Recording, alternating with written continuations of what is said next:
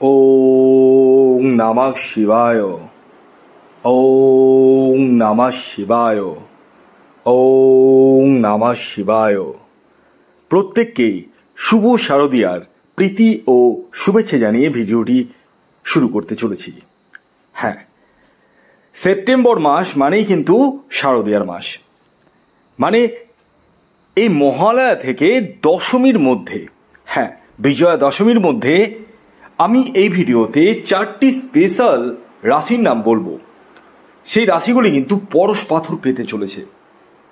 হ্যাঁ, কোন সেই সৌভাগ্যশালী 4টি রাশি তা আমি আপনাদেরকে অবশ্যই বলবো, এবং পাশাপাশি কেন এই 4টি রাশি পাবে সেটিও আমি বলবো। তবে তার আগে আপনাদেরকে পরশ পাথর সম্পর্কে বলি। অনেকেই জানেন, প্রচুর জন জানেন, পরশ পাথর এমন একটি পাথর যাকে ছুলে সোনা হয়ে যায়, মানে যে বস্তুতে ছুবে সে বস্তুটা সোনাতে পরিণত হয়ে যায়।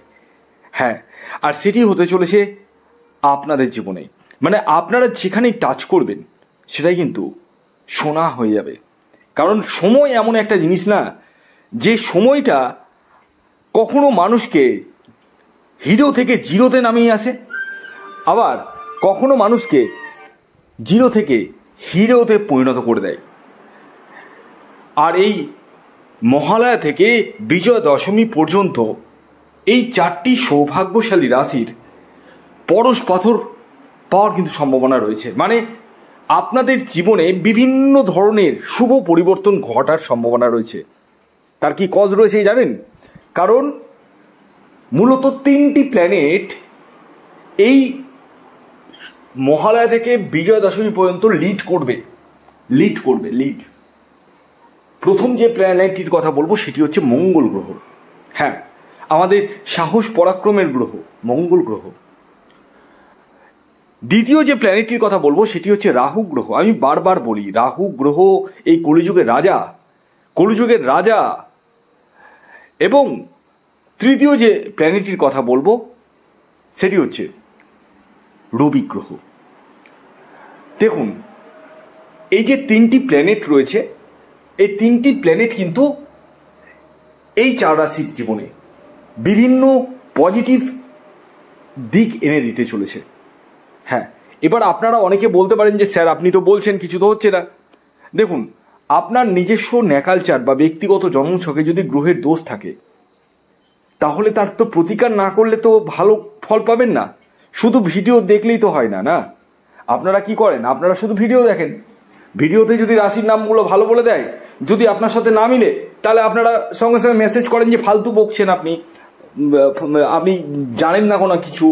হ্যাঁ, আবার অনেকে বলেন যে স্যার এগুলো ফালতু ভিডিও বন্ধ করুন, লাভ তো কিছু হয় না।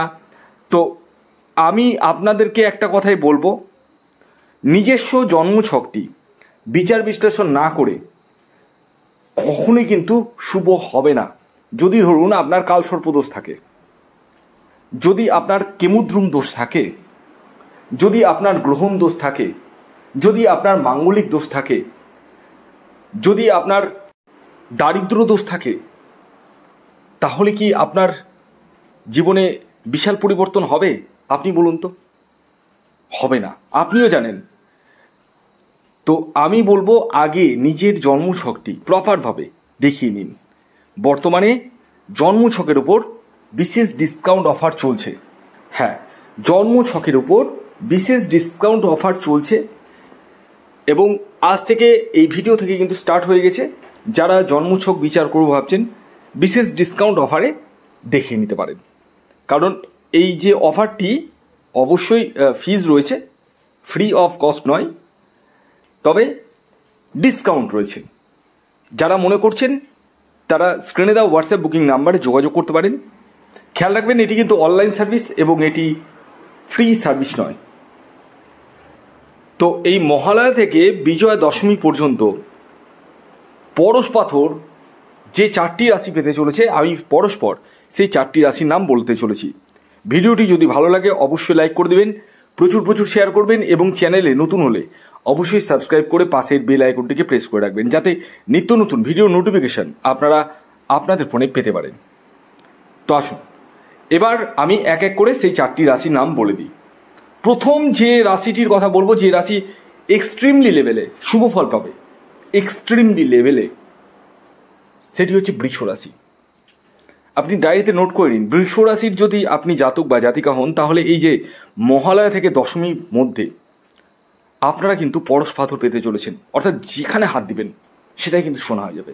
মানে আপনাদের গোল্ডেন টাইম, এই টাইমের ভিতরে আসতে চলেছে, ভাগ্যের সাপোর্ট পেতে চলেছেন, দূরযাত্রা, দূর ভ্রমণ, মনের আনন্দ, এই জায়গাগুলো কিন্তু আসতে চলেছে।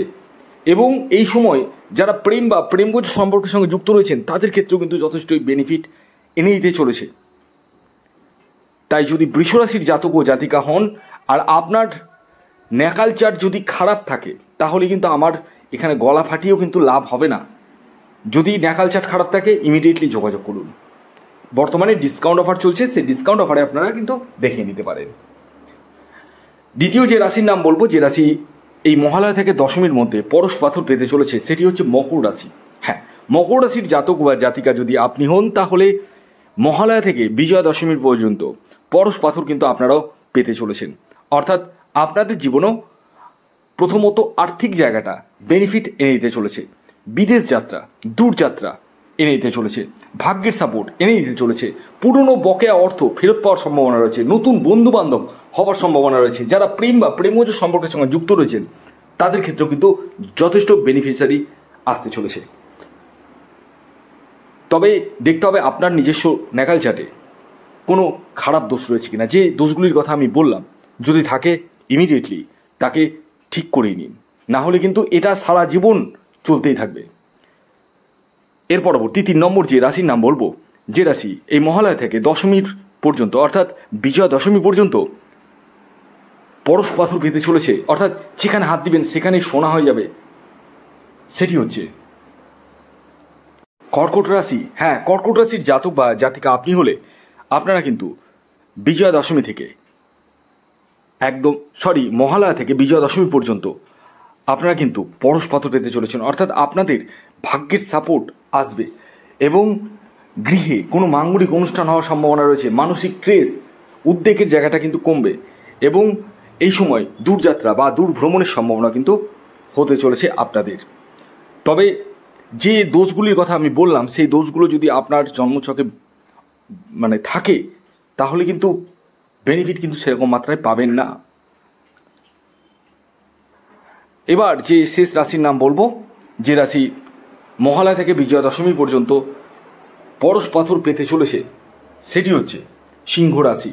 হ্যাঁ, সিংহ রাশির জাতক বা জাতিকা আপনি হলে আপনারাও কিন্তু এই মহালয়া থেকে বিজয়া দশমী পর্যন্ত পরশ পাথর কিন্তু পেতে চলেছেন। অর্থাৎ আপনাদের জীবনেও আর্থিক উন্নতি, সমৃদ্ধি ঘটতে চলেছে। ভিডিওটি কেমন লাগলো অবশ্যই জানাবেন। যদি ভিডিওটি ভালো লাগে অবশ্যই লাইক করে দিন, শেয়ার করে দিন। সাবস্ক্রাইব না করে থাকলে সাবস্ক্রাইব করে ফেলুন। ধন্যবাদ।